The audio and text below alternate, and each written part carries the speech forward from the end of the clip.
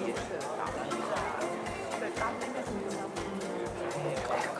但是很多人都不会。那你们两个等一下谁没事？谁比较先没事？你们只是要快速去分，要不然你们跟桌上有放纸杯跟，比如说像星巴克的，就是礼貌跟他们讲说，请他们把杯子。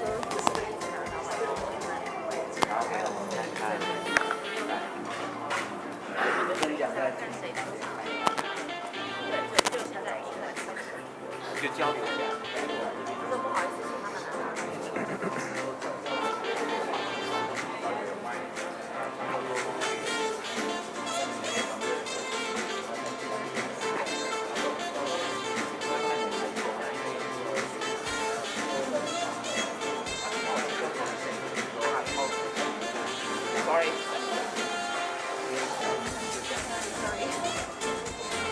Sarah? So you're next? Yeah, I'm next. Yeah, it's cool.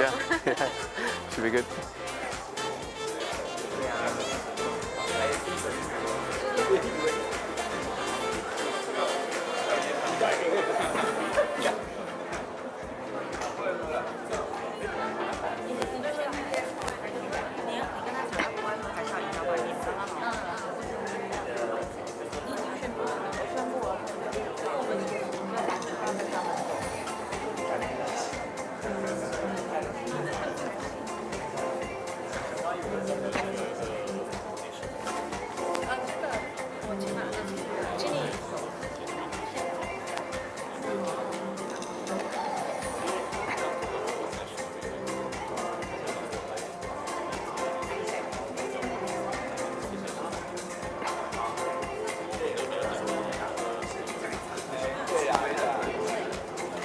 Hey mate, how are you? How are you? Everything good? Yeah, good. Are you going back to Kaohsiung tonight or when? Yeah, later. I got a meeting Tonight? this afternoon. Okay. I'm going back to Kaohsiung this afternoon. Yeah, be there. What time? I think we'll reach there at 9 p.m. or something. Oh. Yeah, because we're staying overnight in Kaohsiung. I need to get some recommendations for you where to go. Yes. Yeah. I will text you. So Yeah. let me know which area you stay, Yeah. and then I will let you know where to go. Okay, cool. Thank you. Ladies and gentlemen, welcome back. We will now proceed with the next sessions. We are very pleased to have Dr. Li Xue Wang as the session host for the following two talks. So let's give her a warm welcome. Come to today's second section. The first speak take coral from nursery to reef at scale.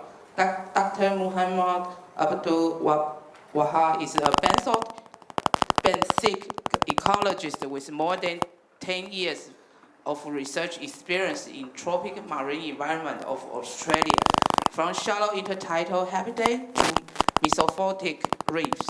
He lead coral reproduction and aquaculture and co-lead deployment within the reef restoration and the adaptation program in the Australian Institute of Marine Science. He translates lab breakthrough into safe, large-scale outplanting trial, include work with portable reef seed system. Please welcome Dr. Abdul Wahab. Thank you.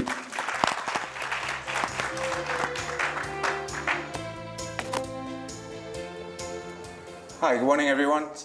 And firstly, thank you to Delta Foundation and TCRS for convening this symposium, and also to MMBA for hosting this wonderful symposium.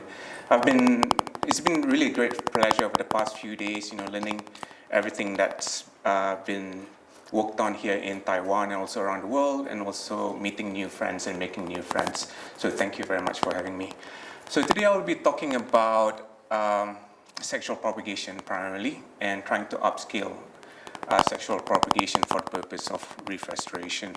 So I work in a team within the Reef Restoration and Adaptation Program, and the team's called Coral Aquaculture and Deployment Team. So I do like to acknowledge my wonderful team who are obviously not here, and I do have QR codes in my slides throughout this presentation, so you could link to those web pages.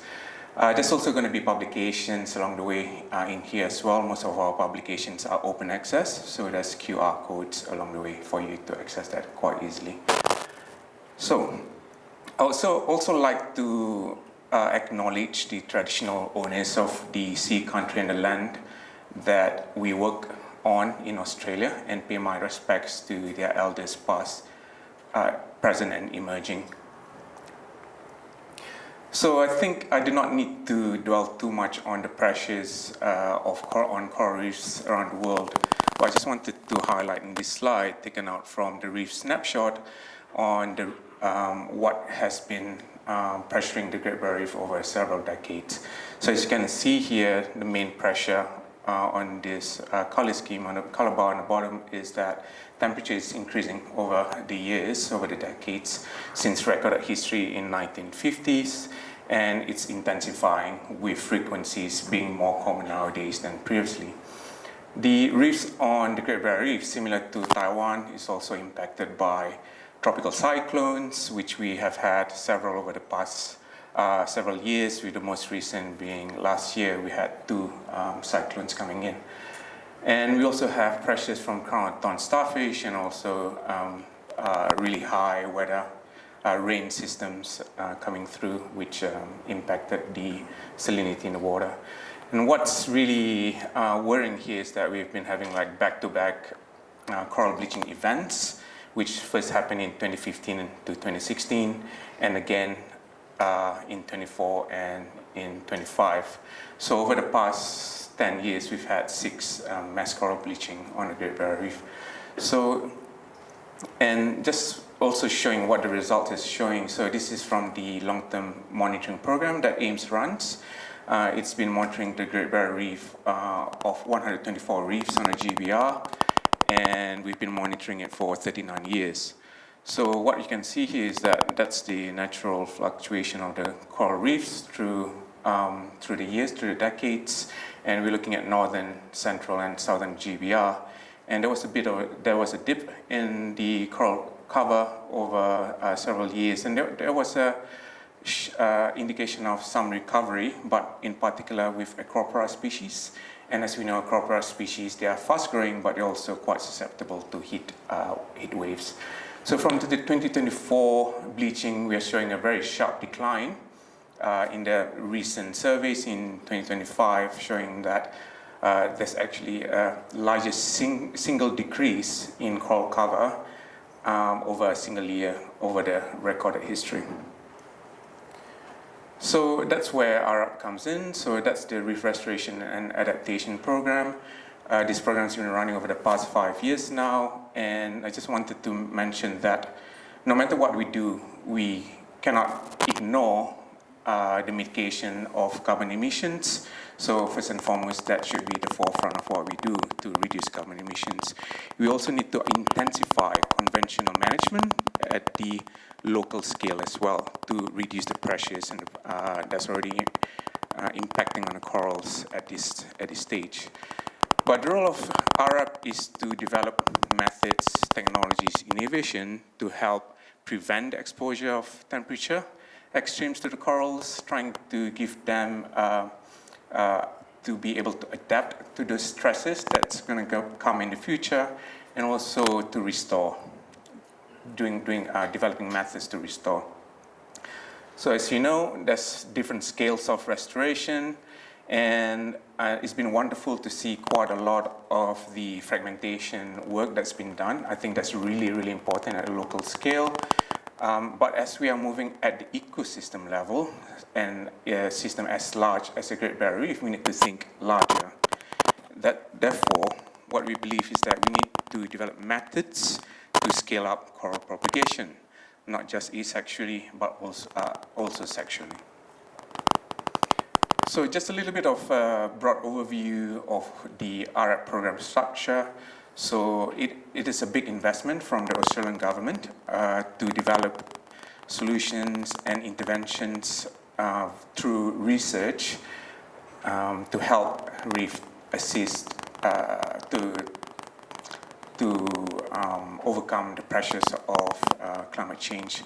Therefore, there are several interventions, sub-programs which are down here, and we also have cross-cutting sub-programs which supports all of these intervention sub-programs. But for today's particular work, I'm going to presentation, I'm going to be talking about the coral aquaculture and deployment. And how do we upscale the restoration? Our method involves coral seeding. So if you're wondering what coral seeding is, there's a couple of ways that we can do it. One is via directed larval seeding. So this is some of the work that's been done by Peter Harrison and his group quite extensively. He did this in the Philippines by collecting coral larval slicks and directing the larvae to areas where replenishment is quite low. Alternatively, what we could also do is to collect the larvae in an aquaculture facility, culture them in the facility, and settle them onto substrates that we could then redeploy into the field. The benefits of this method is that we get more control of the genotypes and the species that we could work on, and also we could really direct the deployments of the corals onto reefs and areas that really needs it. So with coral seeding, there's a potential for us to reduce the cost and also increase the scale of restoration. So our concept for coral seeding that we have developed takes on looked at the concepts from aerial reforestation. So what we have here is that we have a substrate, and within that substrate we have the seedlings, in our case, which are the coral babies or the recruits, and we have a carrier device which protects the seedlings from any pressures in the initial point of deployment. So beyond that, rather than using divers, which could be very expensive, we developed a concept to release the devices from the surface, and by using smart deployment methods, we target certain areas of the reef that could improve the survival and growth of those corals. So this is pretty much a schematic of the procedure. So we, rather than settling larvae directly onto the devices, which could take up a lot of space in the facility, we decouple the settlement phase from the deployment phase. Therefore, we could maximize the space in the facility, which could be expensive, and then assemble the devices with the corals. And we could either have a single species or multiple species on these devices as well, and then deploy them in the field. I will go into a little bit more details in my next slides based on around this concept. So before I go there, I just wanted to highlight the National Sea Simulator. So that's where we do quite a lot of our work in Australia, and it's situated in Townsville, northern Queensland, and it's been around for about 11 years this year, and just last year we've expanded it to double its size. So there's capacity to do more research in the facility. So in the facilities, we're not just doing restoration work, but we do a whole range of work to look at the impacts of either climate change or other anthropogenic pressures on corals and other organisms. Also, at CISIM, we've worked on several species for sexual propagation. So over the past, 20 years, we've been gaining knowledge on the spawning behaviors and also the larval behaviors of larvae, of corals, for not just restoration, but for a whole bunch of research. So we've done up to 56 species at the moment, and that number is continually growing as we move forward, as we add new species into our species set. And we have had very strong success in upscaling several species, in particular in the Acroporidae and Merulinidae, and we are still developing a lot of methods for other species that are gonocores and that does not release the egg sperm bundles, and also for hermaphroditic species that do not release bundles at all. So yeah. Corals are very, very diverse in terms of their reproductive strategies, so we're trying to cover all of that as well. So here you can see that the green are areas where we are pretty strong at the moment in terms of upscaling the methodologies. The orange are areas where we are currently developing, and the red are areas where we have not yet had success or we're going to be working on in the future. So for the conservation, coral conservation aquaculture method that CAT has been developing, we've been looking at automating some of these processes. So as Tony had mentioned yesterday, we do have the auto-spawner system. So I'll go into a little bit more detail in my next slides. We have also developed bespoke tanks for the aquaculture of larvae at high densities, looking at fundamental biological processes of larval salmon competency and their interactions with salmon cues like CCA, so crustoscoral algae. We've also looked at providing the coral juveniles with cultured symbionts, either heat tolerant or just the natural ones. And we looked at grow out of the recruits in the facilities for up to 12 weeks. And beyond that, we also deploy them into the field using field-based experiments to look at the success and the survival of those corals once deployed. So first to the coral auto-spawner. So this is the system that was developed by AIMS by Mr. Andrea Severati. So the idea is to have corals sitting in the tanks here. And if you have done coral spawning before, it's always work in the middle of the night. Everyone's wearing a red hat torch, and we are always having our hands in the bucket, moving corals around. So the cool thing about this system is that we leave the corals alone in the tanks, and they would simply just spawn in the tank, and we could skim the egg sperm bundles from the surface. And from that, it goes into a harvesting module here. And what's cool about here is that we have automated valves. So if we know when the corals are going to be spawning, we could automatically switch it on to harvest mode, and it stops the water from going into waste. So in that case, we could reduce labor in terms of how we're going to be spawning in the future. What's really, really cool here is that we could actually fertilize eggs at really high density. Traditionally, how we've been doing this is that we fertilize the eggs at the surface of the water. But what we know now is that we can have fertilization happening quite effectively as well in a dynamic system.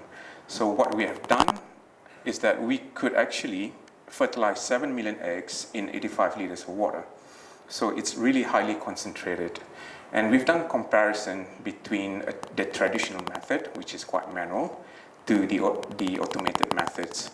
So I'll show you some of the results. So as you can see in the diagram here, AS means auto-spawner, and T is traditional, so the manual methods. So clearly we will have time savings when we are using the automated systems rather than manual. And we did test it across 4 different species of GBR corals, so Acropora tenuis, Acropora loripes, Mycedium elephantatus, and Dipsestra favis. So as we are comparing them, what we can see is that we could actually get really large fold difference in terms of labor and cost, up to 100 times reduction if we are using the auto-spawning system.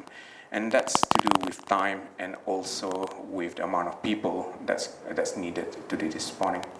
And when we compare the success rate in terms of fertilization, the larval culture success, and also settlement, there's no difference between the traditional method and also the auto-spawner method.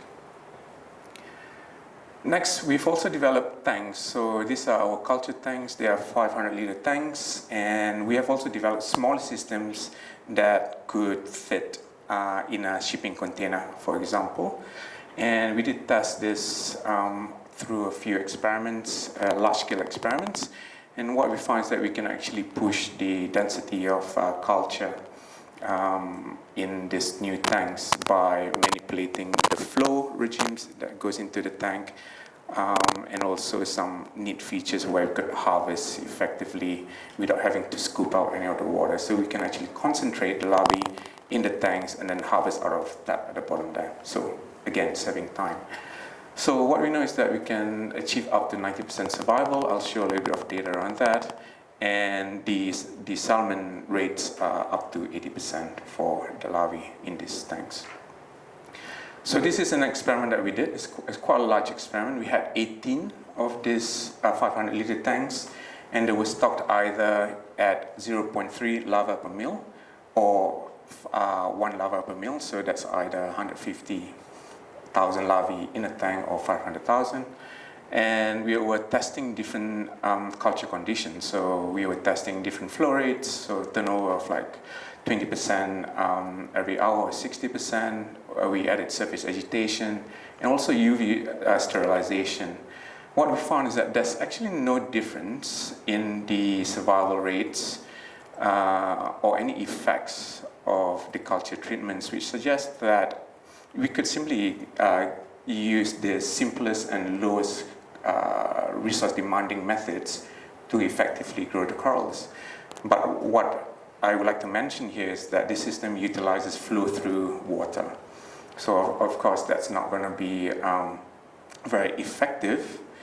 So we did test recirculating systems, and again using the same sort of tanks. We initially did stock the tanks immediately into recirculating systems. So this blue line here shows when the recirculation started. And when we actually stocked the tanks, when the system was already in recirculation, we actually get a poor survivorship. We actually get a complete crash by day 3 of stocking. But what we found out is that if we could at least give it a bit of flow through, as per what we did before for the first 72 hours, we in fact can get a really good survival rates from the stocking densities. So this experiment looked at changing from flow through to recirculating at 3 days, but we also had success at 24 hours as well. And the next step is to understand when the larvae become competent. So this is a work that's being done by a colleague of mine at Ames, Dr. Carly Randall. And what she did was she tested 25 different species of coral larvae across 5 taxonomic families, and she provided them with either CCA, coral rubble, or a biodegradable plastic substrate. And the point of this experiment is to understand when corals become competent to settle, or at least 50% become competent to settle, and how long for will they remain competent. So what you can see on this graph here is that most corals achieve 50% settlement, but between days 2 and day 6. And some of those coral larvae could actually retain the competency for up to 80 days. So what that informs us is that we could know when precisely to start settling the coral larvae in mass by understanding when they're becoming competent. So again, this is a photo of a coral larvae, very cute, next to a CCA. So this CCA is the one that coral really respond to for settlement. So we like to understand there's so many species of CCA out there. Does it make a difference which CCA is better for different species of corals? So what we did, we looked for 15 common species of CCA on the Great Barrier Reef. We did taxonomy on this CCA and did phylogenetic analysis, and we tested it against 15 species of corals. So the corals are here on the top as columns, and as rows we have the CCA species. What you can see here, there's actually a trend in terms of what coral larvae prefers to settle on. So there's some sort of hierarchical preference for CCA. And this is quite important, not just for restoration, but for ecology as well, and population dynamics, because it shows that biodiversity of CCA matters, and for the recruitment of corals. But what's interesting from the restoration perspective is that there are 2 species of CCA, in particular Lithophyllum kochianum and Titanoderma tessellatum, appears to be a generic and universal CCA that could be used to settle coral larvae, at least from the 15 species that we have tested on. So now we are focusing on Titanoderma tessellatum and looking at the chemistry that's responsible for coral settlement. So beyond that, this is the substrate that we use. We call it the choco sheets. So why we call it choco sheets? Because it is a flat bit of concrete, but on the other side, it looks like a chocolate block. You know, when you get a chocolate, you can break it up into small pieces, and the pieces, we call them tabs. So we know that corals are happy to settle onto a flat surface, so we'll show you our system that we developed to settle corals in mass. So what we do is we condition the choco sheets in tanks like this with the CCA, the Titanoderma tessellatum, to establish a nice community of CCA, which develops over 6 to 8 weeks. And once we achieve about 10 to 20%, sometimes a bit more, we freeze them until when they're required. You might be wondering, why do we freeze them? So tanks are limited in the facility, so we cannot possibly hold them up until the spawning time for settlement. So the idea of freezing them is that so that we can stockpile them. Does that mean 3 minutes? Oh, okay. Yeah, stockpile them for the final salmon. I might just go quicker. So this is how it looks like, and we developed tanks to accommodate 30 of these tiles, and each of these tiles have 400 tabs. We're developing a higher density methodology for more tiles. And as a close-up, this is how they look. So why also we freeze them is that because once CCA achieve a certain high cover on the tiles, once it arrives at 60%, and when light is quite high, it tends to be detrimental to the corals, so they tend to overgrow the corals on the substrate. So, which is why we are freezing them as well, to remove that competitive nature of the CCA. And what we found is that either by freezing them or drying them, the inductivity of the tiles still remains, and the survival of the corals, in fact, are improved in facility. We've developed systems for upscale, we are developing actually systems for upscale transport of those tiles and devices, but we're also looking at smaller modular systems that we could use in tender operations and from shore. And we know very quickly that the bottleneck of all of these is the assembly of the devices, because once we're talking about hundreds and thousands of these devices, we need automation. So we've been developing robotics as well to assemble the devices. So these are just showing some tests using some robotic arms, and hopefully we'll have the machine ready by early next year. And in terms of surface deployment, this is how it looks in real life. So because the devices are made of ceramic, so it's got a very high density, so it sinks really quite well down into the water column. And it's also very hard. It's like harder than concrete, so the fish actually cannot get to the coral babies. We've been testing quite a lot of the different device types as well. We've arrived at a design which is here, and we did want to understand how much movement is happening with these unattached devices. What we found is that 90% of the devices can be found after 10 months. Within 2 to 4 months, the devices would be overgrown by natural benthic communities, and 44% of the devices did not move more than 6 months, and we did that using 3D photogrammetry.